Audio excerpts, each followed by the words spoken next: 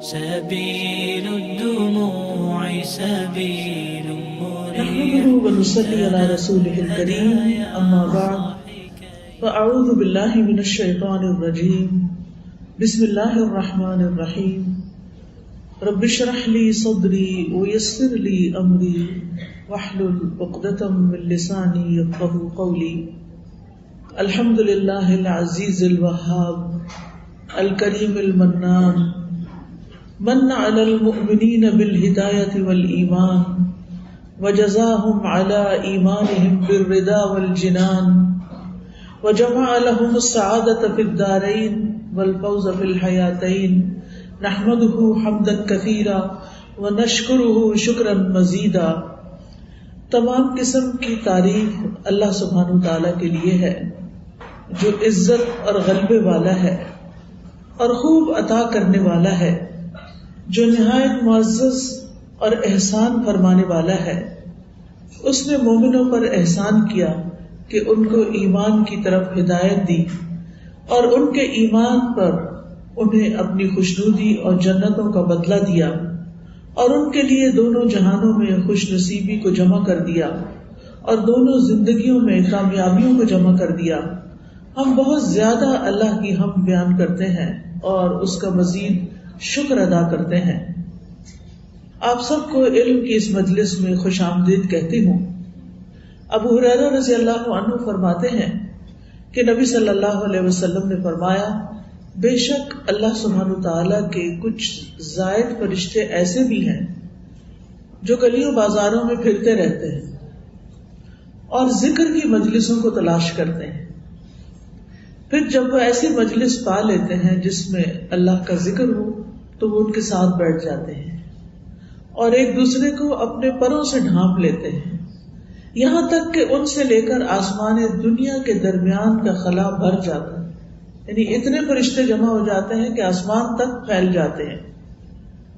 پھر جب وہ جدا ہوتے ہیں، یعنی مجلس برخاست ہوتی ہے اور وہ جدا ہوتے ہیں اور اوپر آسمان کی طرف چڑھتے ہیں تو اللہ عز و جل ان سے پوچھتا ہے، حالانکہ وہ بخوبی جانتا ہے کہ تم کہاں سے آئے ہو. وہ عرض کرتے ہیں، ہم زمین میں تیرے بندوں کے پاس سے آئے ہیں جو تیری تسبیح کرتے ہیں، تیری تکبیر بیان کرتے ہیں، تیری تحلیل یعنی لا الہ الا اللہ پڑھتے ہیں، تیری تعریف کرتے ہیں، تجھ سے سوال کرنے میں مشغول ہیں. اللہ تعالیٰ فرماتا ہے، وہ مجھ سے کیا سوال کر رہے تھے، کیا مانگ رہے تھے؟ وہ عرض کرتے ہیں، وہ تجھ سے تیری جنت کا سوال کر رہے تھے. اللہ تعالیٰ فرماتا ہے، کیا انہوں نے میری جنت کو دیکھا ہے؟ وہ عرض کرتے ہیں، نہیں اے ہمارے رب. اللہ تعالیٰ فرماتے ہیں، اگر وہ میری جنت کو دیکھ لیتے تو ان کی کیا کیفیت ہوتی؟ وہ عرض کرتے ہیں کہ وہ تجھ سے پناہ بھی مانگ رہے تھے. اللہ تعالیٰ پوچھتے ہیں، وہ مجھ سے کس چیز سے پناہ مانگ رہے تھے؟ فرشتے عرض کرتے ہیں، اے رب تیری جہنم سے. اللہ تعالیٰ فرماتا ہے، کیا انہوں نے میری جہنم کو دیکھا ہے؟ وہ عرض کرتے ہیں کہ نہیں. اللہ تعالیٰ فرماتا ہے، اگر وہ میری جہنم کو دیکھ لیتے تو ان کی کیفیت کیا ہوتی؟ فرشتے عرض کرتے ہیں، اور وہ تجھ سے مغفرت بھی مانگ رہے تھے، یعنی اپنے گناہوں کی بخشش بھی مانگ رہے تھے. تو اللہ تعالیٰ فرماتے ہیں کہ تحقیق میں نے انہیں بخش دیا اور انہوں نے جو مانگا میں نے انہیں عطا کر دیا، اور جس سے انہوں نے پناہ مانگی میں نے انہیں پناہ دے دی. رسول اللہ صلی اللہ علیہ وسلم نے فرمایا، وہ فرشتے کہتے ہیں، اے رب ان میں فلاں سخت گناہگار بندہ بھی موجود تھا، وہ وہاں سے گزرتے ہوئے ان کے ساتھ بیٹھ گیا تھا. آپ نے فرمایا، پس اللہ تعالیٰ ارشاد فرماتا ہے کہ میں نے اس کو بھی بخش دیا. یہ ایسے لوگ ہیں کہ ان کی وجہ سے ان کے ساتھ بیٹھ جانے والا بھی محروم نہیں رہتا. تو یہ ہے فضیلت ذکر کی مجالس کی جس میں آپ حاضر ہوئے ہیں. اللہ سبحانہ تعالیٰ سے دعا ہے کہ وہ وعدے جو اس حدیث میں کیے گئے ہیں ان کو ہم پر بھی پورا فرما دے، کیونکہ ہم بھی یہاں صرف اور صرف اللہ سبحانہ تعالیٰ کی رضا کے لیے آئے ہیں، اللہ کی خوشنودی کے لیے آئے ہیں، اپنے گناہوں کی بخشش کے لیے آئے ہیں، اور اس کے ساتھ ساتھ مفید علم حاصل کرنے کے لیے آئے ہیں. علم کا راستہ جنت کا راستہ ہے. حدیث میں آتا ہے، جو شخص کسی راستے میں حصول علم کی خاطر چلا، جیسے آج آپ علم حاصل کرنے کے لیے یہاں آئے ہیں، تو جو شخص ایسے راستے پہ چلتا ہے، یعنی گھر سے نکل کر کسی ایسی مجلس کی طرف جاتا ہے تو اللہ تعالیٰ اسے جنت کی راہوں میں سے ایک راہ پر چلائے گا، اور بلا شبہ فرشتے طالب علم کی رضامندی کے لیے اپنے پر بچھا دیتے ہیں، اور صاحب علم کے لیے آسمانوں میں بسنے والے، زمین میں رہنے والے اور پانی کے اندر مچھلیاں بھی استغفار کرتی ہیں. یعنی جو شخص علم سیکھنے سکھانے میں مشغول ہو جاتا ہے تو اس کے لیے ساری مخلوقات دعاؤں میں مشغول ہو جاتی ہے. اور یہ کتنی بڑی عزت کی بات ہے اور کتنے فائدے کی بات ہے کہ انسان ایک قدم اللہ کی طرف اٹھائے اور اتنی ساری رحمتیں اور برکتیں اور خیر اس کی طرف آئے. سلف صالحین جو تھے، ہمارے پائس پریڈیسیسر جو نیک لوگ تھے، وہ علم کی خاطر دور دراز کے سفر بھی کیا کرتے تھے، اور پھر وہ علم حاصل کر کے واپس اپنے علاقوں میں جاتے اور دوسرے لوگوں کو مستفید کرتے. جابر بن عبداللہ کہتے ہیں کہ مجھے ایک آدمی کی طرف سے ایک حدیث ملی، یعنی کسی نے ان سے ایک حدیث بیان کی جو انہوں نے رسول اللہ صلی اللہ علیہ وسلم سے سنی تھی. تو میں نے ایک اونٹ خریدا، اس میں کجاوا باندھا اور مہینہ بھر ان کی طرف سفر کرتا رہا، یہاں تک کہ میں ان کے پاس فلسطین کی طرف پہنچ گیا. تو وہ عبداللہ بن انیس تھے، یعنی صحابی تھے. میں نے دربان سے کہا کہ ان سے کہو دروازے پر جابر آئے ہیں. جابر بن عبداللہ بڑے مشہور صحابی ہیں. انہوں نے پوچھا کیا جابر بن عبداللہ آئے ہیں؟ تو میں نے کہا ہاں. تو وہ اس حال میں نکلے کہ اپنا کپڑا گھسیٹ رہے تھے، یعنی اٹھے اور تیار ہوتے ہوتے چل پڑے. انہوں نے مجھے گلے لگایا، میں نے ان کو گلے لگایا. تو میں نے ان سے کہا ایک حدیث ہے جو مجھے آپ کے ریفرنس سے ملی ہے، قصاص کے بارے میں. وہ حدیث کیا آپ نے رسول اللہ صلی اللہ علیہ وسلم سے سنی ہے؟ تو مجھے خطرہ ہوا کہ کہیں ایسا نہ ہو کہ آپ فوت ہو جائیں یا میں اس حدیث کو سننے سے پہلے فوت ہو جاؤں. تو میں آپ سے براہ راست ڈائریکٹ اس حدیث کو سننا چاہتا تھا، اس لیے میں نے یہ سفر کیا ہے. اسی طرح سعید بن مسیب ایک تابعی ہیں، وہ فرماتے ہیں کہ میں ایک حدیث کو لینے کے لیے کئی دن اور راتیں سفر میں گزارتا تھا. ایسے علم جمع ہوا ہے، اور آج تو ہماری ہتھیلی میں ہے یہ علم. فون کے اوپر آپ دیکھیں کہ ایسی ایپس موجود ہیں جس میں تقریباً سارا حدیث کا جو سرمایہ ہے وہ اس میں جمع ہے. اسی طرح ابو قلابہ جو ہیں وہ کہتے ہیں کہ میں مدینہ میں 3 دن قیام پذیر رہا. میرے پاس کوئی ایسی حاجت نہیں تھی کہ جسے میں نے پورا نہ کر لیا ہو، سوائے ایک آدمی کی ملاقات کے جس کے بارے میں لوگ توقع کرتے تھے کہ وہ حدیث روایت کرتے ہیں. میں مدینہ ہی میں رہا یہاں تک کہ وہ شخص آئے، میں نے ان سے حدیث سنی، پھر میں نے مدینہ کو چھوڑا.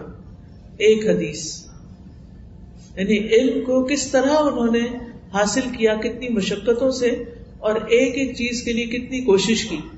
امام شافعی کا نام شاید آپ نے سنا ہو. انہوں نے 3 حدیثوں کی خاطر سفر کیا، کوفہ سے مکہ تک، یعنی موجودہ جو عراق ہے اس میں کوفہ ہے، وہاں سے مکہ تک صرف 3 حدیثیں سننے کے لیے گئے.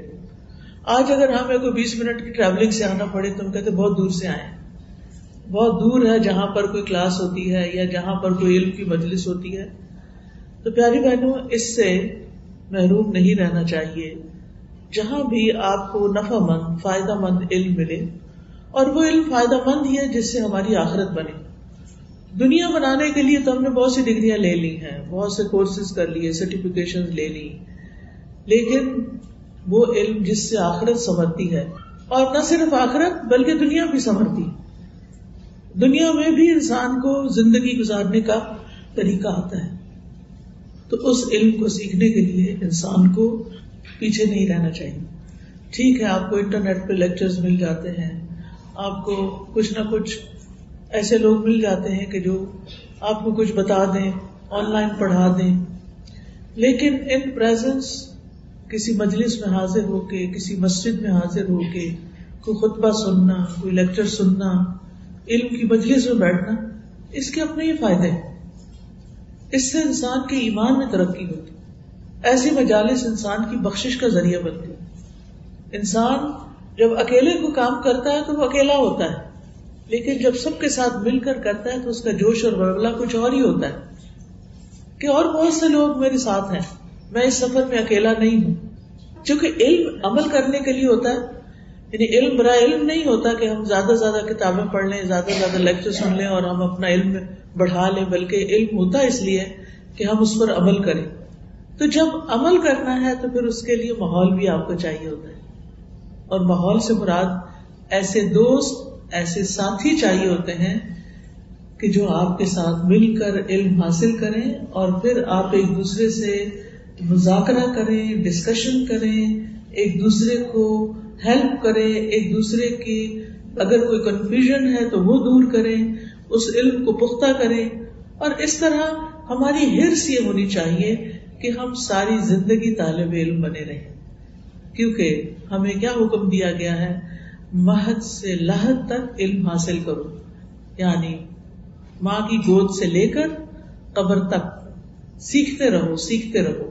اور اس کے لیے دعا بھی کرنی چاہیے کہ اللہم انی اسألک علما نافعا، کہ اللہ مجھے نفع مند علم دے، ایسا علم دے کہ جس سے مجھے فائدہ پہنچے اور میں دوسروں کو فائدہ پہنچانے والا بن جاؤں. تو بات یہ ہے کہ علم کا راستہ چونکہ جنت کی طرف جانے کا راستہ ہے، اس کے لیے سورۃ الحدید میں آتا ہے سابقوا الی مغفرۃ من ربکم وجنۃ ارضها کعرض السماء والارض اعدت للذین آمنوا باللہ ورسلہ ذلک فضل اللہ یؤتیہ من یشاء واللہ ذو الفضل العظیم.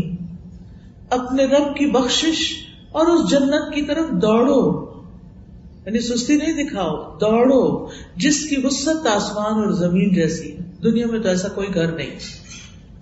وہ ان لوگوں کے لیے تیار کی گئی ہے جو اللہ اور اس کے رسولوں پر ایمان رکھتے ہیں. یہ اللہ کا فضل ہے، وہ جسے چاہتا ہے عطا کرتا ہے، اور اللہ بہت بڑے فضل والا ہے. تو بات یہ ہے کہ اللہ تعالیٰ نے انسان کو پیدا کیا، اس زمین کو بھی اللہ نے بنایا، اور اس زمین پر اس نے پیغمبر بھی بھیجے جنہوں نے آ کر انسانوں کو ہدایت کا راستہ دکھایا. وہ راستہ تو موجود ہے، لیکن جیسے وہ علامہ اقبال نے کہا تھا نا، ہم تو مائل بکرم ہیں کوئی سائل ہی نہیں، راہ دکھلائیں کسے کوئی راہ رو منزل ہی نہیں. یعنی ہم تو لوگوں پر عنایت کرنے کے لیے تیار ہیں، لوگ خود ہی اس راستے کی طرف نہیں آ رہے. ہم تو مائل بکرم ہیں کوئی سائل ہی نہیں، کسی کے اندر یہ طلب ہی نہیں، کوئی اس راستے پہ دوڑ ہی نہیں رہا. ہم تو راستہ دکھانا چاہتے ہیں لیکن کوئی منزل کی طرف جانا ہی نہیں چاہتا. وہ منزل جس کی طرف تیاری کے ساتھ جانے کی ضرورت ہے، آخرت کی منزل. مومن کی منزل جنت ہوتی. مومن دنیا میں دل لگا کے نہیں بیٹھ جاتا کہ وہ بس دنیا مل جانے پر راضی ہو جائے، بلکہ مومن تو آخرت کو سامنے رکھ کے ہر کام کرتا ہے. وہ دنیا کے کام بھی آخرت کو سامنے رکھ کے کرتا ہے کہ مجھے اس کام سے کہیں اس گھر کے حصول میں کوئی مشکل تو نہیں ہوگی، یعنی کوئی چیز ایسی تو نہیں کہ جو میری اس جنت کے راستے میں رکاوٹ بنے. تو بہرحال اللہ سبحانہ تعالیٰ کی طرف سے دعوت عام ہے، اور پھر اللہ سبحانہ تعالیٰ نے انسان کو اس کے لیے دعوت دی ہے. اور یہ بھی بہنوں یاد رکھیں کہ انسان کو ملتا وہی ہے جس کے لیے وہ کوشش کرتا ہے. اگر آپ کی ساری کوشش دنیا کے گرد ہے تو دنیا مل جائے گی، اور اگر آپ کی نیت اور ارادہ اور کوشش آخرت کا گھر کمانے کے لیے نہیں ہے تو وہ ایسے ہی نہیں اچانک مل جائے گا. جیسے آپ دنیا کا گھر خریدنے کے لیے محنت کرتے ہیں، ایسے ہی جنت کے حصول کے لیے بھی محنت چاہیے، کوشش چاہیے، اور بھرپور کوشش چاہیے. تو اس لیے انسان کو کوشش کرنی ہے. اللہ تعالیٰ فرماتے ہیں وَأَن لَيْسَ لِلْإِنسَانِ إِلَّا مَا سَعَىٰ وَأَنَّ سَعْيَهُ سَوْفَ يُرَىٰ ثُمَّ يُجْزَاهُ الْجَزَاءَ الْأَوْفَىٰ. اور یہ کہ انسان کے لیے وہی کچھ ہے جس کی اس نے کوشش کی ہوگی. جتنی آپ اس گھر کے لیے کوشش کریں گے وہی آپ کی وہاں کام آئے گی. اور اگر اس کے لیے نیت ہی نہیں، ارادہ ہی نہیں، تو پھر کیا بنے گا؟ سورۃ بنی اسرائیل میں اللہ تعالیٰ فرماتے ہیں وَمَنْ أَرَادَ الْآخِرَةَ وَسَعَىٰ لَهَا سَعْيَهَا وَهُوَ مُؤْمِنٌ فَأُولَٰئِكَ كَانَ سَعْيُهُمْ مَشْكُورًا. جس نے آخرت کا ارادہ کیا کہ مجھے جنت میں گھر چاہیے اور اس کے لیے اتنی کوشش کی جتنی کوشش کرنے کا حق ہے، تو ایسے لوگوں کی کوشش کی قدر کی جائے گی، وہ قابل قدر کوشش ہوگی، کیونکہ قیامت کے دن کوشش دیکھی جائے گی۔ وَأَنَّ سَعْيَهُ سَوْفَ يُرَىٰ، اور اس کی کوشش دیکھی جائے گی کہ کیا کر کے آیا ہے۔ ہم سب اپنا محاسبہ کریں، اپنے آپ سے پوچھیں کہ میری نیت اور میرے ارادے میں ہے جنت، کہ میں وہاں جانا چاہتا ہوں، مجھے اس کی فکر رہتی ہے، کیونکہ وہ ہے اصل گھر۔ یہ تو ٹرانزٹ پیریڈ ہے، جیسے یہاں سے آپ جاتے ہوں گے نا پاکستان PIA سے، تو پھر آپ وایا ٹورانٹو جاتے ہیں، اور وہ ٹورانٹو آپ کے لیے کیا ہوتا ہے؟ منزل ہوتی ہے آپ کی؟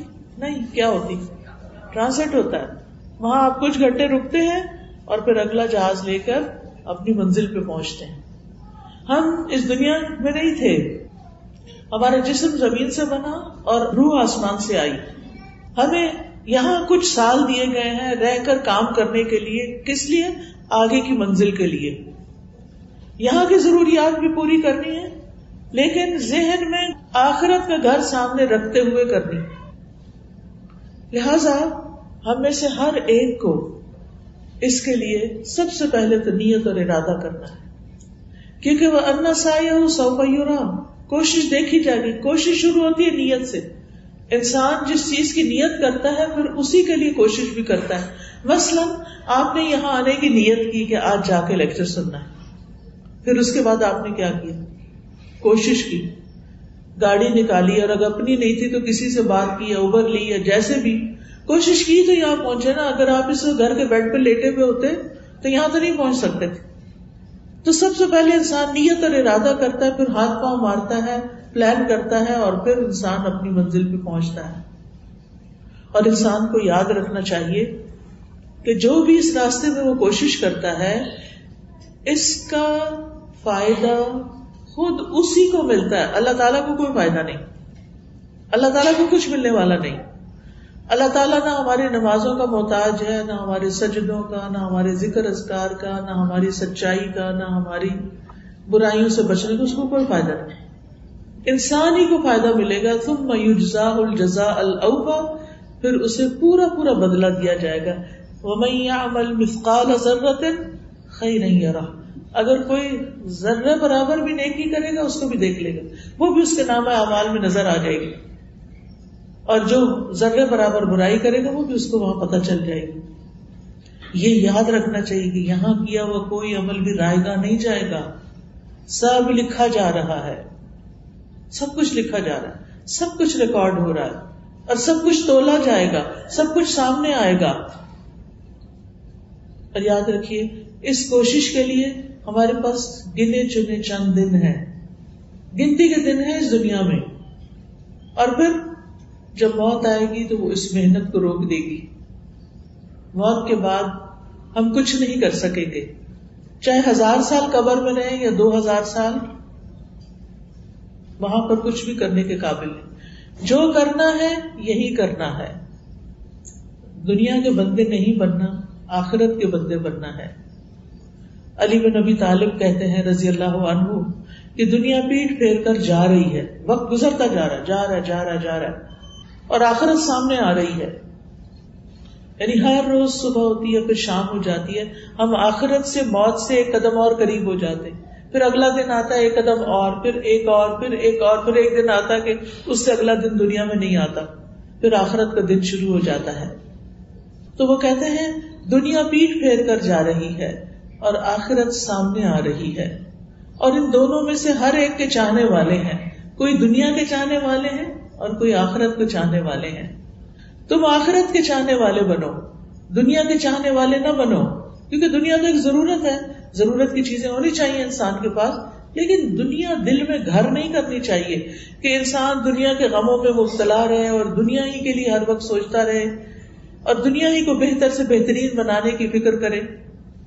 وہ کہتے ہیں کیونکہ آج تو عمل کا موقع ہے اور حساب نہیں، کل حساب ہوگا اور عمل کا کوئی موقع نہیں رہے گا، قبر میں جاتا ہی حساب ہوگا، من ربک ما دینک، من نبیک، تمہارا رب کون ہے، تمہارا دین کیا ہے؟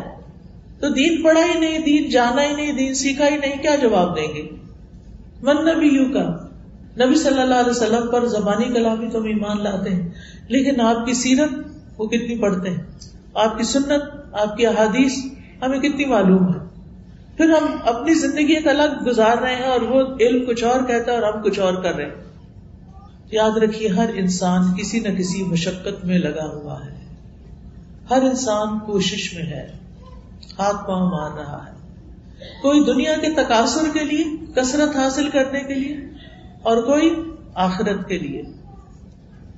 یہاں پر انسان دنیا میں رہتے ہوئے ہر وقت مال کی فکر کر رہا ہوتا ہے، میرا مال میرا مال، لیکن نبی صلی اللہ علیہ وسلم نے فرمایا تمہارا مال تو اتنا جو تم نے کھا لیا اور ختم کر لیا، یا تم نے پہن لیا اور پرانا کر لیا، یا صدقہ کر کے آگے بھیج دیا۔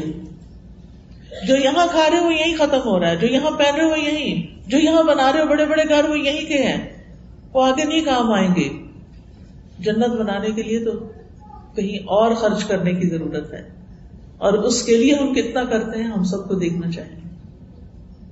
جو وہاں کے لیے دے دیا وہ آگے ملے گا، جو یہاں استعمال کیا وہ یہیں ختم ہو جائے گا۔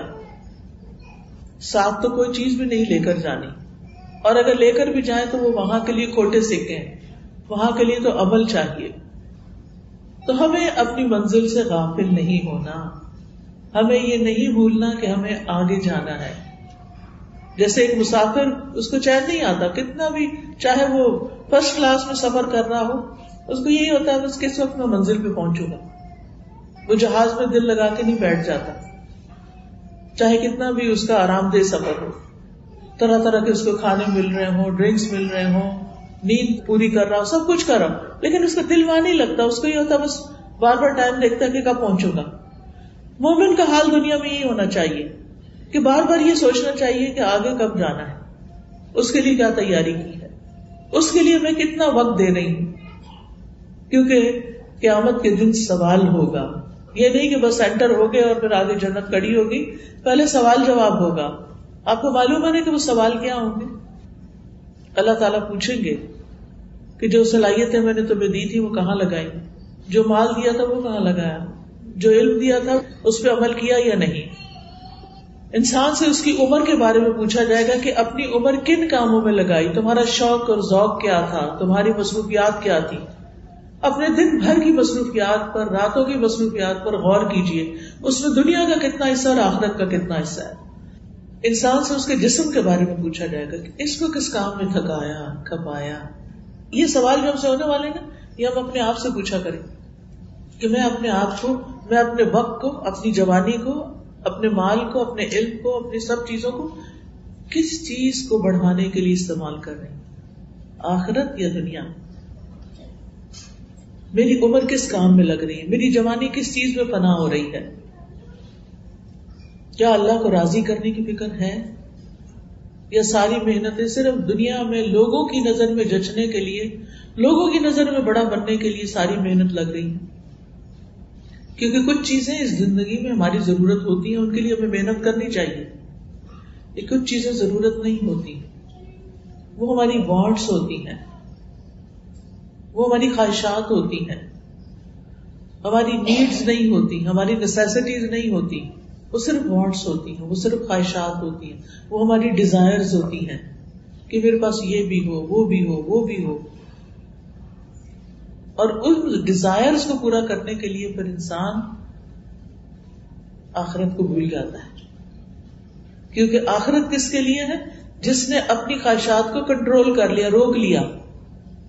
وَأَمَّا مَنْ خَافَ مَقَامَ رَبِّهِ وَنَهَى النَّفْسَ عَنِ الْهَوَىٰ فَإِنَّ الْجَنَّةَ هِيَ الْمَأْوَىٰ، جس نے اپنے رب کے سامنے کھڑے ہونے کا خوف کیا کہ میں اللہ کے سامنے کھڑے ہو کر اپنی جوانی، اپنی عمر، اپنے مال کے بارے میں کیا جواب دوں گی، اور اپنے نفس کو خواہشات سے روک لیا کہ بس یہی لمٹ ہے، اتنے میں گزارا کرو، اس سے آگے نہیں، اس سے آگے مجھے اپنا وقت بچا کے اپنے لیے صدقہ جاریہ تیار کرنا ہے، اپنی آخرت کو بنانا ہے۔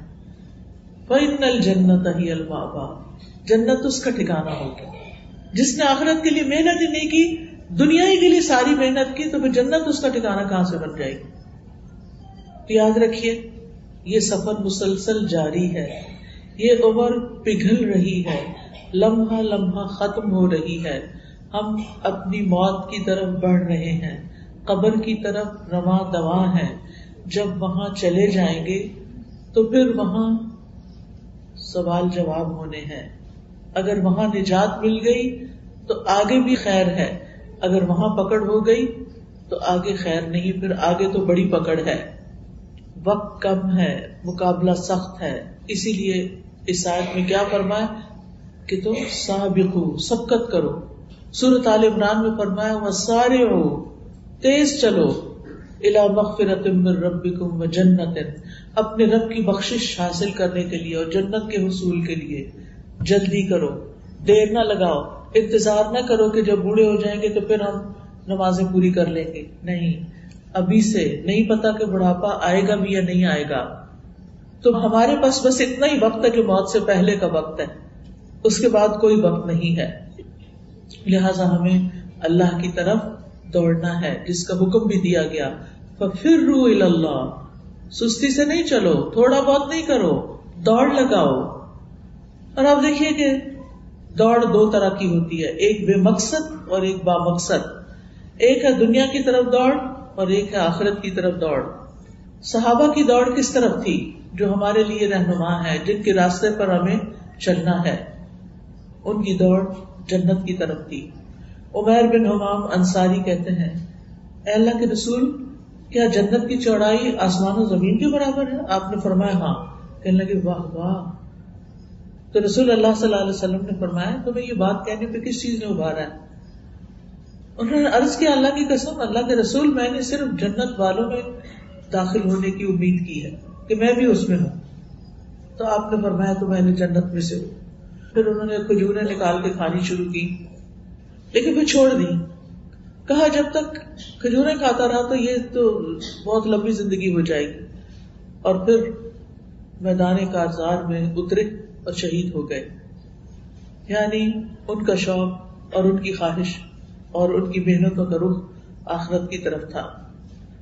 تو ہم سب کو بھی سب سے پہلے اپنے اندر جھانک کے اپنے دل سے پوچھنا چاہیے کہ میری ساری کوششوں کا اصل مقصد کیا حاصل کرنا؟ کیا ان ساری کوششوں کے نتیجے میں مجھے جنت لینی ہے یا پھر صرف دنیا تک ہی رک جانا ہے؟ اب دیکھیے کہ یہ نہیں ہوتا کہ جو شخص مثال کے طور پر کوئی ایگزام کی تیاری کر رہا ہے، میٹرک کر رہا ہے مثلا، تو وہ 24 گھنٹے صرف پڑھائی نہیں کرتا، وہ کھاتا بھی ہے، نماز بھی پڑھتا ہے، قرآن بھی پڑھتا ہے، دعائیں بھی پڑھتا ہے، رشتہ داروں سے بھی ملتا ہے، کھیل کود بھی کرتا ہے، سبھی کچھ کرتا ہے. لیکن جب اس سے پوچھا جائے کہ تم کیا کر رہے ہو تو کہتا ہے میں میٹرک کر رہا ہوں. وہ یہ نہیں کہتا میں کھاتا رہتا ہوں، وہ یہ نہیں کہتا میں کھیلتا رہتا ہوں. تو اس کو اپنا ٹارگٹ یا گول یا ایم بالکل کلیئر ہوتا ہے. تو ہمیں جب کوئی پوچھے کہ تم کیا کر رہے ہو، تمہارا جواب کیا ہوگا؟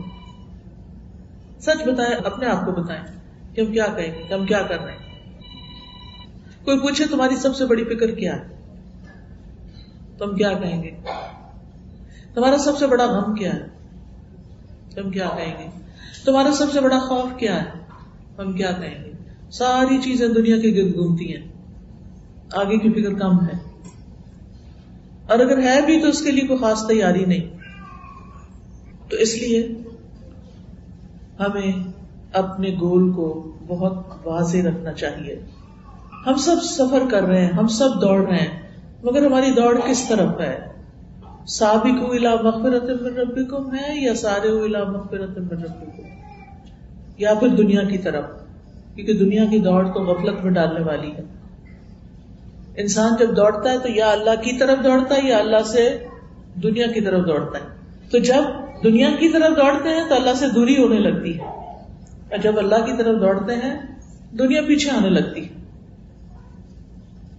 تو اگر ہماری دوڑ کی سمت درست نہیں تو پھر ہمیں پلٹ آنا چاہیے، ڈائریکشن صحیح کرنی چاہیے. دوڑ آخرت کے لیے ہونی چاہیے، دنیا راستے میں آ جائے گی، دنیا کی ضروریات پوری ہو جائیں گی، لیکن فکر آخرت کی ہونی چاہیے. تو بات یہ ہے کہ ہمیں اپنا رخ اللہ کی طرف کرنا ہے، ٹھیک ہے. نماز کے شروع میں آپ کہتے ہیں یہ انی وجہت وجہی للذی فطر السماوات والارض حنیفا وما انا من المشرکین، کہ میں نے اپنا چہرہ اللہ کی طرف کر لیا. انی وجہت وجہی للہ. کیا واقعی ہم اپنا چہرہ نماز میں اللہ کی طرف کرتے ہیں؟ صرف قبلے کا ڈائریکشن تو فالو کر رہے ہوتے ہیں، فزیکلی ہمارا چہرہ ادھر ہوتا ہے، پریکٹیکلی چہرہ کدھر ہوتا ہے، دل دماغ کدھر ہوتا ہے نماز میں، کس طرف رخ ہوتا ہے؟ اگر دنیا کی طرف ہے تو اللہ سے دور ہو جائیں گے، اور اگر اللہ کی طرف ہے تو دنیا پیچھے آئے گی، دنیا مل جائے گی. دنیا کہیں نہیں جاتی، آپ اس میں رہتے ہیں. اس کی ایک قدرتی خواہشات ہیں ہمارے اندر اور وہ ہم پوری کر لیتے ہیں جیسے تیسے، لیکن رخ ہم نے اپنے رب کی طرف کرنا ہے. اور اس کے لیے ہمیں وہ چیزیں چھوڑنی، ایکسٹرا بوجھ اتارنے ہیں، بیکار کی مصروفیات اور لغو چیزیں چھوڑنی ہیں، تاکہ ہم اپنا بوجھ ہلکا کر کے زیادہ فوکس اپنی آخرت کی طرف کریں، ان کاموں میں زیادہ وقت لگائیں جن سے اللہ راضی ہوتا ہے. اب میرا اگلا سوال یہ ہوگا کہ کیا آپ کو پتا ہے کہ اللہ تعالیٰ کن کن چیزوں سے راضی ہوتا ہے؟ کون سے کام کریں تو اللہ تعالیٰ خوش ہو جاتا ہے؟ ہمیں عام طور پر پتہ ہی نہیں ہوتا، اور اگر پتہ بھی ہوتا ہے تو ہم اتنا سیریس نہیں لیتے اس کو. لوگوں کی رضا کے کام ہمیں پتہ ہے، مثلا لوگ کس قسم کا ڈریس پسند کرتے ہیں، لہذا ہم کیا کرتے ہیں، کسی شادی پہ جانا ہو، کسی پارٹی پہ جانا ہو تو ہم دیکھتے ہیں نا کہ موقع کون سا ہے، کن لوگوں میں جانا ہے، پھر ہم ویسا ہی ڈریس پہنتے ہیں نا، چاہے وہ ڈریس اللہ تعالی کی ناراضگی کا ہی کیوں نہ ہو، چاہے وہ ہم نے اسراف کر کے کیوں نہ بنایا ہو، اپنی حیثیت اور وقت سے بڑھ کے قرض لے کر. کیوں؟ اس لیے کہ ہم جہاں جا رہے ہیں وہ ناراض نہ ہو کہ تم ہمارے بچے کی شادی میں ایسے ہو گئی. ٹھیک ہے انسان معقول ڈریسنگ میں جائے، لیکن اللہ کی حدود کو تو توڑے نہیں نا. کیا آپ سمجھتے ہیں کہ اللہ تعالیٰ نے مسلمان عورت کو پردے کا حکم دیا ہے؟ کس کو نہیں پتا؟ کس کو نہیں پتا کہ اللہ تعالیٰ نے مسلمان عورت کو اپنے آپ کو ڈھانکنے کا حکم دیا ہے؟ لیکن کیا ہم اللہ کی رضا کے لیے اس بات کا اہتمام کرتے ہیں؟ کیا ہم پہنتے وقت یہ خیال رکھتے ہیں کہ اس سے اللہ تعالیٰ راضی ہے کہ نہیں؟ پیاری بہنوں، صرف ایک کوشچن اپنے آپ سے کیا کریں کہ جو ڈریس میں پہن رہی ہوں کیا میرا رب اس سے راضی؟ اور اگر نہیں تو مجھے نہیں پتا کہ میں ہو سکتا اسی حال میں چلی رہوں اللہ کے پاس. لوگوں کو خوش کرنے کے لیے تو میں ایسا لباس پہن لیتی ہوں جس میں بازو کا خود کمفرٹیبل بھی نہیں ہوتی. اب دیکھیے دسمبر جنوری میں شادیاں ہوتی ہیں اور لوگوں نے کیسے ڈریس پہنے ہوئے ہوتے ہیں، جیکٹس تو نہیں پہنی ہوئی ہوتی ہیں. یہاں کا مجھے نہیں پتا، لیکن بیک ہوم پاکستان میں تو آپ دیکھیں کہ عموماً شادیاں دسمبر جنوری میں ہو رہی ہوتی ہیں اور لوگ ٹھٹر رہے ہوتے ہیں، بیمار ہو جاتے ہیں، لیکن لوگوں کو خوش کرنے کے لیے یا اپنے دل کو خوش کرنے کے لیے ڈریسنگ وہ ہوتی ہے جو اس موقع کی مناسبت سے ہو. بھول جاتے ہیں کہ اللہ تعالیٰ اس موقع پر کیا چاہتے ہیں مجھ سے. تو پہنتے وقت، کھاتے پیتے وقت، بات چیت کرتے وقت، جب ہم کوئی بات کر رہے ہوتے ہیں کیا ہم اس وقت سوچتے ہیں کہ یہ باتیں میرے رب کو راضی کرتی ہیں کہ نہیں؟ جب ہم کسی کی غیبت شروع کر دیتے ہیں، کسی کی بیک بائٹنگ شروع کر دیتے ہیں، کسی پر الزام تراشی شروع کر دیتے ہیں، کیا اس وقت ہم سوچتے ہیں کہ ہماری اس بات سے اللہ راضی ہے یا نہیں؟ اور اگر ہم باتیں کیے چلے جا رہے ہیں کہ ہمارا دل راضی ہو رہا ہے اور اللہ ناراض ہو رہا ہے، تو کیا ان باتوں میں کوئی خیر ہے جن سے اللہ راضی نہیں؟ اسی طرح ریلیشن شپ میں ہم کسی سے بناتے ہیں، کسی سے کاٹتے ہیں، کسی سے ملتے ہیں، کسی کو چھوڑ دیتے ہیں، کیا اس وقت ہم اللہ کی رضا کو سامنے رکھتے ہیں؟ ہم کسی کو دیتے ہیں کچھ تو کیا اللہ کی رضا سامنے رکھتے ہیں کہ یہ میں دے رہا ہوں، میرا رب مجھ سے راضی ہوگا چاہے میرا دل نہیں بھی مان رہا؟ اگر ایسا ہو تو ہم اپنے ان رشتے داروں کو بھی دیں جن کو دینے کو ہمارا دل نہیں چاہتا. ہر فیملی میں ایسے کچھ لوگ ہوتے ہیں جو بہت تنگ کرتے ہیں لیکن وہ ضرورت مند بھی ہوتے ہیں. اللہ رشتے داروں کو دینے کا حکم دیتے ہیں. کئی دفعہ قرآن مجید میں یہ حکم آیا ہے، لیکن ہم اور غریبوں کو دے دیں گے، باہر چیریٹی میں بڑا بڑا اماؤنٹ دے دیں گے، لیکن اپنے ہی بہن بھائی اگر ہینڈ ٹو ماؤتھ ہیں تو ان کی زندگی آسان کرنے کے لیے نہیں دیں گے، کیونکہ وہ ہماری مرضی کے مطابق کام نہیں کرتے یا وہ ہماری پسند کے لوگ نہیں. تو پیاری بہنوں، صدقہ بھی کرنا ہے نا تو یہ نہیں دیکھنا کہ میرا دل کس کو دینے کو کرتا ہے، یہ دیکھنا کہ میرا رب کہاں دینا پسند کرتا ہے، چاہے مجھے پسند ہے یا نہیں. کیوں؟ اس لیے کہ جو میں دے رہی ہوں وہ تو اس کے لیے دے رہی ہوں نا، اس کا بدلہ میں نے اس انسان سے تو نہیں لینا، میں نے تو اپنے رب سے لینا یہ بدلہ. تو جب رب کے لیے کوئی کام کرنا تو پھر انسان اپنے نفس کی خواہش کو روک لیتا ہے. وَنَهَى النَّفْسَ عَنِ الْهَوَىٰ، کیونکہ مقصد اللہ کی رضا ہے. تو بات یہ ہے کہ اگر ہمارا رخ درست ہے نا، ہر کام اللہ کی خاطر ہے، تو پھر جو بھی ہم کریں گے وہ سارا عبادت شمار ہوگا. ہمارا سونا بھی عبادت ہو جائے گا. اگر ہم عشاء پڑھ کے سوئیں گے اور فجر کے لیے اٹھیں گے، آپ کو معلوم ہے کہ جو لوگ عشاء اور فجر کی نماز جماعت سے پڑھتے ہیں ان کے لیے اتنا بڑا اجر ہے گویا وہ ساری رات عبادت کرتے رہے، ان کی پوری رات عبادت میں لکھی جاتی. اور خواتین کے لیے مسجد کی نماز نہیں، لیکن گھر میں بھی اگر یہ پڑھ کے سوتی ہیں تو انشاءاللہ ان کے لیے بھی عبادت لکھی جائے گی. لیکن اگر آپ نے عشاء ہی تاخیر کر دی، اس یا پڑھی ہی نہیں یا فجر کے لیے اٹھے ہی نہیں، تو پھر تو آپ اپنے نفس کی پیروی کر رہے ہیں نا، رب کی رضا کو تو نہیں دیکھ رہے. وہ سونا عبادت تو نہیں ہو سکتا. ہم کھانا کھاتے ہیں بھوک مٹانے کے لیے، لیکن اگر ہماری نیت ہو کہ ہم اس کھانے سے انرجی حاصل کر کے اللہ کا حق بھی ادا کریں اور بندوں کا بھی، تو یہ کھانا بھی عبادت بن جائے گا. پھر اسی طرح اگر ہم جاب کرتے ہیں اور اس سے مقصود رزق حلال کمانا ہو تاکہ ہم عزت کے ساتھ اپنی ضروریات پوری کر سکیں اور دوسروں پر بھی خرچ کر سکیں، بجائے اس کے کہ ہم مانگنے والے ہوں، دوسروں کے آگے ہاتھ پھیلانے والے ہوں، ہم دینے والوں میں شمار ہوں، تو یہ بھی عبادت بن جائے گا.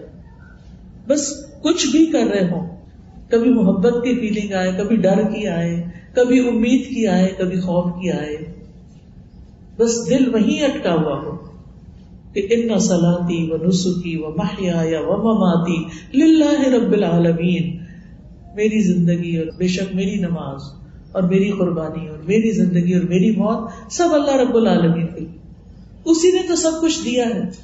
تو پیار سے کہا کرے اللہ میرا سب کچھ آپ ہی کے لیے، میرا جینا، میرا مرنا، میرا کھانا، میرا پینا، میں سب کچھ آپ کو خوش کرنے کے لیے کرنا چاہتی ہوں. آپ میری مدد فرمائیں، آپ مجھے ان راستوں کی طرف لے جائیں جو تیری رضا کی طرف جاتے ہیں، تیری جنت کی طرف جاتے ہیں، جس میں میں تیرا دیدار کر سکوں. اللہ مجھے نیکی کے کام سجھا دیں، اللہ مجھے نفع مند علم عطا کر دیں، اللہ مجھے وہ باتیں بتا دیں جو میں اپنی اس چھوٹی سی زندگی میں کروں تاکہ جب تجھ سے ملوں تو مجھ سے راضی ہو. تاکہ ہم ساری اپنی محنتوں اور مشقتوں کا رخ اپنے رب کی طرف کر دیں. اور اس میں آپ دیکھیے کہ ہر لمحہ سوچتے رہے کیا یہ مجھے اللہ کے قریب کر رہا ہے یا دور کر رہا ہے، جس راستے پہ میں چلی ہوں اس سے مجھے اللہ کا قرب ملے گا یا اللہ سے دوری ملے گی. تو جو چیز اپنے رب سے دور کرنے والی ہے اسے پیچھے ہٹ جائے. اور آپ دیکھیے کہ اگر آپ اللہ تعالیٰ کی طرف بڑھتے ہیں تو اللہ تعالیٰ آپ کی طرف بڑھتا ہے. حدیث میں آتا ہے، ابو ہریرہ کہتے ہیں نبی صلی اللہ علیہ وسلم نے فرمایا، اللہ تعالیٰ فرماتا ہے میں اپنے بندے کے گمان کے ساتھ ہوتا ہوں جو وہ میرے ساتھ رکھتا ہے. جب وہ مجھے یاد کرتا ہے میں اس کے ساتھ ہوتا ہوں، اللہ کی مدد اس کے ساتھ ہوتی. اگر وہ اپنے دل میں مجھے یاد کرتا ہے تو میں بھی اپنے نفس میں اس کو یاد کرتا ہوں. اگر وہ مجھے بھری محفل میں یاد کرتا ہے تو میں اس سے بہتر محفل میں اس کو یاد کرتا ہوں. اگر وہ میری طرف ایک بالش اس کو کہتے ہیں تو میں اس کی طرف ایک گز کے قریب آتا ہوں. یہ سمجھانے کے لیے کہا گیا. اور اگر وہ ایک گز میری طرف آئے تو میں 2 گز اس کے نزدیک ہو جاتا ہوں. اور اگر میری طرف چلتا ہوا آئے تو میں دوڑتا ہوا اس کے پاس آتا ہوں. یہ میرے بارے میں سوچے تو صحیح کہ میں اس کے ساتھ کیا کرنے والا ہوں. تو ہم سب کی یہ سوچ ہونی چاہیے کہ ہمارا تعلق اللہ سبحانہ تعالیٰ سے کیسا ہے، اور جب ہم اس کے حضور حاضر ہوں گے تو ہمارے ساتھ کیا معاملہ کرے گا. یاد رکھیے بہت سے لوگ عبادات صرف دنیاوی مقصد کے لیے کرتے ہیں. کوئی وظیفہ کر لے کہ کوئی شادی ہو جائے بچی کی، یا وظیفہ کر لے تو نوکری لگ جائے، یا وظیفہ کر لے تو دنیا کے کاموں کے لیے ہم سب کو چھوڑ کر نماز کی بھی پابندی کر لیں گے تاکہ ہمیں دنیا مل جائے. پیاری بہنوں ہمیں ذرا ہوش میں آنا ہے، دنیا عارضی ہے، آخرت ہمیشہ کی ہے. وہ کام کرنے ہیں جس سے ہماری دنیا تو بنے لیکن آخرت ضرور بنے. دنیا کی قیمت پہ آخرت بنے تو کوئی بات نہیں، لیکن آخرت کی قیمت پہ دنیا بنا رہے ہیں تو یہ نقصان کا سودا ہے. تو صحیح نیت کے ساتھ جو کام آپ کریں گے وہ آپ کا کام عبادت بن جائے گا، چاہے وہ دنیا کا کام بھی ہو. اور پھر انسان جب صحیح مقصد کو سامنے رکھ کے کوئی کام کرتا ہے تو چاہے وہ پیورلی دنیا کا کام ہو وہ عبادت بن جاتا ہے. مثال کے طور پر آپ دیکھیں 4 کام ایسے ہیں جو انسان کو جنت تک پہنچاتے ہیں. رسول اللہ صلی اللہ علیہ وسلم نے فرمایا اے لوگوں سلام کو عام کرو، گھر والوں کے ساتھ بھی. اٹھتے بیٹھتے کمرے سے باہر نکلے، اندر گئے، صبح سو کے اٹھے ہیں، گھر میں داخل ہوئے، ایک دوسرے کو سلامتی کی دعا دیتے رہو. لوگوں کو کھانا کھلاؤ. ایک خاتون خانہ جو گھر میں بھی کھانا پکاتی ہے اس پر اگر وہ احسان نہیں جتاتی اور موڈ آف نہیں کرتی اور خوشی سے کھلاتی ہے کہ گھر والے ہیں یہ بھوکے ہیں، یہ کام سے آئے ہیں، یا جیسے بھی بچے ہیں وہ اپنے لیے خود نہیں پکا سکتے، تو یہ سارا سراسر عبادت کا کام. اگر آپ اس میں اپنی نماز نہیں بھولتے، اپنے دین کے کام نہیں بھولتے، اپنے اذکار نہیں بھولتے، تو آپ کا یہ عمل سراسر عبادت بن جائے گا. تو فرمایا لوگوں کو کھانا کھلاؤ، رشتہ داریوں کو ملاؤ، رشتے جوڑ کے رکھو، اور اس وقت اٹھ کے نماز پڑھو جب لوگ سوئے ہوئے ہوں. تم جنت میں سلامتی کے ساتھ داخل ہو جاؤ. یعنی سیدھے سیدھے معاملات ہیں. اور اس میں آپ دیکھیے ایک کام کے سوا باقی کام جو وہ دنیا داری ہے ایک طرح سے. تو دنیا داری بھی اگر صحیح نیت کے ساتھ کی جائے، صحیح مقصد کے ساتھ کی جائے تو وہ بھی عبادت ہے. تو ہمیں کبھی بھی یہ نہیں بھولنا کہ اللہ نے ہمیں پیدا کیوں کیا، ہمیں کبھی یہ نہیں بھولنا کہ اس دنیا میں کیوں بھیجے گئے ہیں. ہمیں اس دنیا میں رہتے ہوئے اپنے پیدا کرنے والے کو پہچاننا ہے، ہمیں اس کا فرما بردار بننا ہے، ہمیں اس کی عبادت خوشی سے کرنی ہے، ہمیں اپنا آپ اللہ کے سپرد کرنا ہے، ہمیں اپنا رخ اللہ کی طرف کرنا ہے، ہمیں ہر دم اللہ کو راضی کرنے کی کوشش کرنا ہے، اس کی ناراضگی کے کاموں سے بچنا ہے. ہر کام یہ دیکھتے ہوئے کرنا ہے کہ یہ مجھے جنت سے قریب کرے گا یا دوزخ سے قریب. اللہ کا چہرہ چاہنے کے لیے کہ میں اللہ کا دیدار کر سکوں گی، کہ جنت بھی مل گئی نا تو اس کے بعد جب اللہ کو دیکھیں گے تو جنت بھی بھول جائے گی. وہ اتنی خوبصورت لمحات ہوں گے کہ انسان کی آنکھیں اس سے زیادہ خوبصورت منظر کوئی نہیں دیکھی. یہ ہمارا گول ہونا چاہیے کہ میں ایسے کام کروں کہ جس سے اللہ سبحانہ و تعالیٰ کا دیدار کر سکوں. اللہ ہی کا چہرہ چاہنے کے لیے صدقہ کرنا ہے. نبی صلی اللہ علیہ وسلم نے فرمایا جو شخص اللہ کے چہرے کی خاطر صدقہ کرتا ہے، یعنی وہ لوگوں کے چہرے کی خاطر نہیں کہ کون دیکھ رہا ہے، لوگوں نے واہ واہ کی یا نہیں، یا مجھے کچھ تعریف ملی یا نہیں، بلکہ اللہ کی خاطر کرتا ہے. حدیث میں آتا ہے ختم لہ بہا دخل الجنہ، اور اسی پر اس کا اختتام، اس نے اپنی نیت چینج نہیں کی تو وہ جنت میں داخل ہوگا. لوگوں کے حقوق بھی اللہ کی خاطر ادا کرنے، یعنی جن کو ہم حقوق العباد کہتے ہیں. تکلیف پہنچے تو اللہ کی خاطر صبر کرنا ہے، شکوہ نہیں کرنا، واویلا نہیں کرنا، چیخ پکار نہیں کرنی، جزا فضا نہیں کرنا. پھر اس دنیا میں رہتے ہوئے دنیا سے دھوکہ نہیں کھانا. دنیا کا دھوکہ کیا کہ انسان یہ سمجھے کہ شاید میں ہمیشہ یہیں پر ہوں، اور یہ بھول جائے کہ اصل زندگی آخرت کی زندگی ہے، اور اصل کامیابی آخرت کی کامیابی ہے. ہمیں دنیا کو اپنا ہم و غم نہیں بنانا.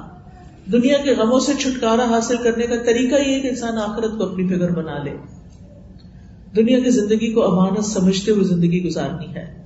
ہر دن کو، ہر گھنٹے کو قیمتی سمجھنا ہے. وقت اور فضول باتوں میں ضائع نہیں کرنا. ہر وقت کوئی نہ کوئی اچھا کام کرتے رہنے کی سوچنا ہے، کیونکہ للذین احسنوا فی ہذہ الدنیا حسنہ، جو لوگ اچھا کرتے ہیں ان کے لیے اس دنیا میں بھی اچھا ہے، وہ یہاں بھی اچھا پائیں گے. وَلَدَارُ الْآخِرَةِ خَيْرٌ، اور آخرت کا گھر تو بہت ہی اچھا ہے. وَلَنِعْمَ دَارُ الْمُتَّقِينَ، متقین کا گھر کتنا خوبصورت ہے، کتنا بہترین ہے. جو شخص بندوں کے معاملات آسان کرتا ہے، بندوں کے ساتھ اچھا سلوک کرتا ہے، اللہ تعالیٰ اس کے معاملات آسان کر دیتے ہیں. اپنے مال، اسباب، اولاد، ہر چیز کو آخرت کے رخ کی طرف کر دینا ہے، اور اس کے لیے علم حاصل کرنا ہے، ذکر کی مجالس کو جوائن کرنا ہے، قرآن سے رہنمائی حاصل کرنی ہے. کسی نہ کسی طرح علم سے ضروری تعلق جوڑے رکھنا ہے، کوئی نہ کوئی کورس جوائن کیے رکھنا ہے تاکہ ہمارا دماغ بھی کام کرتا رہے. جو لوگ اپنے دماغ کو استعمال کرتے ہیں نا، وہ بڑھاپے میں پھر ان کا دماغ صحیح کام کرتا ہے، کیونکہ جس چیز کو بھی استعمال نہ کیا جائے وہ بیکار ہو جاتی ہے. تو اگر آپ نے دیکھا ہوگا کہ کچھ بزرگ ایسے ہوتے ہیں کہ جو آخری عمر تک ان کی نگاہ، ان کے دانت، ان کی ہر چیز سلامت ہوتی ہے، کیونکہ انہوں نے ساری زندگی ایک اچھے طریقے سے اپنے ان چیزوں کو استعمال کیا. تو اپنے نفس کا بھی خیال رکھنا ہے، اپنی جان کا بھی. ایک عالم کہتے ہیں، اے لوگو اللہ تم پر رحم کرے، تم علم سکھانے والے بن جاؤ. اگر یہ نہیں کر سکتے تو علم کی مجلسوں میں حاضری دو، وہاں کان لگا کے سنو، فائدہ حاصل کرو اور اہل علم سے بھلائی طلب کرتے رہو، بصیرت حاصل کرتے ہوئے سوال کرو. اگر تم نے ایسا نہ کیا اور تم نے علم سے پوری طرح روگردانی کر لی تو خسارہ پانے والوں میں شامل ہو جاؤ گے. یعنی جس طرح ہمارے لیے کھانا پینا لازم ہے نا، ایسے ہی علم کی مجالس سے تعلق ہمارا لازم ہونا چاہیے. تو بہرحال آخر میں چند نجات دینے والے کام گنوا دیتی ہوں. اس میں تقدیر پہ راضی رہنا، آزمائشوں پہ صبر کرنا، عمل میں اخلاص پیدا کرنا، گناہوں سے توبہ کرتے رہنا، برائیوں سے خود بھی روکنا اور دوسروں کو بھی روکنا، نعمتوں پر شکر ادا کرنا، اللہ کی طرف عاجزی اور گڑ گڑا کے رجوع کرنا، دعائیں کرنا، اللہ کے لیے خشوع اختیار کرنا، ہر نیک عمل جو پتہ چلے علم حاصل کرتے اس پر عمل کی کوشش کرنا، صرف اپنی خیر نہیں چاہنا، اوروں کی بھلائی چاہنا. آپ دیکھیں کہ حدیث میں آتا ہے جو شخص کسی مومن بھائی کی مدد میں ہوتا ہے اللہ اس کی مدد میں ہوتا ہے. آپ دوسروں کے لیے وقت نکالیں، دوسروں کے لیے زندگی آسان کریں، دوسروں کو سکھانے والے بنیں، دوسروں کو آسانیاں دینے والے بنیں، اللہ تعالیٰ آپ کے کام آسان کر دے گا.